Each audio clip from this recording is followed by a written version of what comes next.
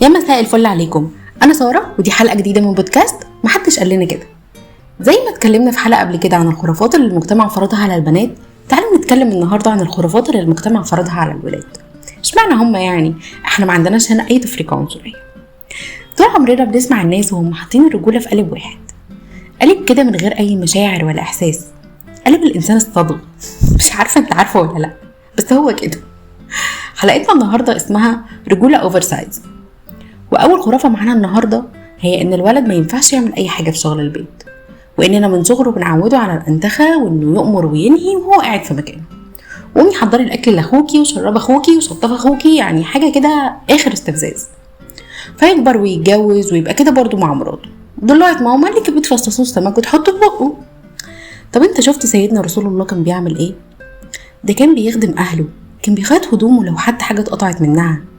طب هو في احلى من كده قدوه نمشي وراها ونرمي بقى قرف المجتمع ده في الزباله؟ وتاني خرافه بقى هي ان الراجل مش بيعيط، وده بنعلمهوله من وهو لسه صغير قوي. يعني يبقى لسه بيعلى نفسه ونقول له بطل عياط، مفيش راجل بيعيط. طب ليه ما تسيبه يخرج مشاعره ويرتاح؟ كل انسان فينا بيجي عليه لحظه ضعف وبيبقى محتاج يريح نفسه حتى لو بأقل حاجه اللي هي العياط.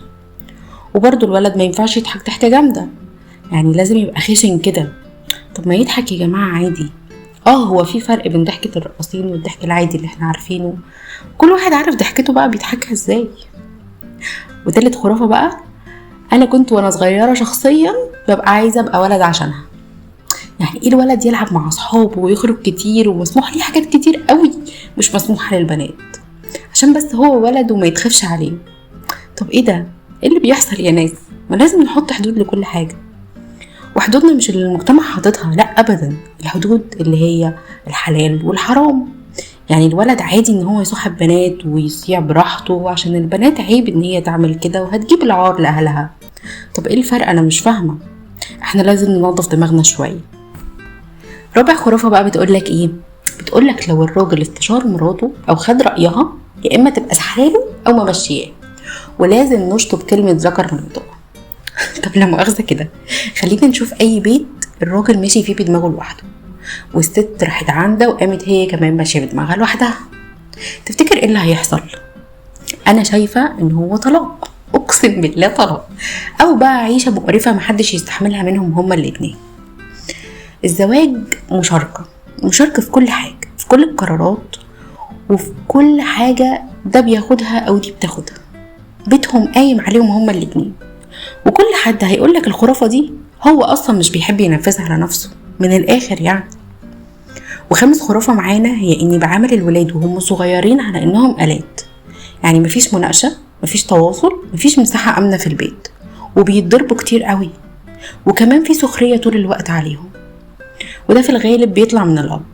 تلاقي الأب من دول بيعامل بناته حلو قوي ويديهم فلوس أكتر ويجيب لهم حاجات أكتر، لكن بقى يجي عند الولد يقول له انت راجل اعتمد على نفسك. طب حضرتك انت بتتكلم عيل 6 سنين، انت بتقول ايه؟ ايوه انا معاك، علمه ان هو يعتمد على نفسه وعلمه اساسيات الرجوله، لكن ما تستهونش ابدا باللي ممكن تصرفاتك الغير عادله دي تعمله معاه، وهتعقده ازاي لحد ما يكبر. واخر خرافه معانا النهارده هي ان الراجل يبقى شجاع السيمه، لازم يبقى منظره فت، لازم يبقى عنده عضلات وحاجه كده طول برج القاهره. طب الرجاله قصيره يا جماعه، يعني ننفيها ولا نعمل معاها ايه؟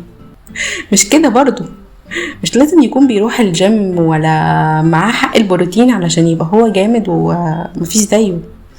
اللي بيحدد الحلو اللي في الراجل هو قلبه، واللي جوه قلبه تصرفاته في المواقف وخوفه على اللي معاه، غيرته وقلقه واهتمامه، مش طول ولا كرش.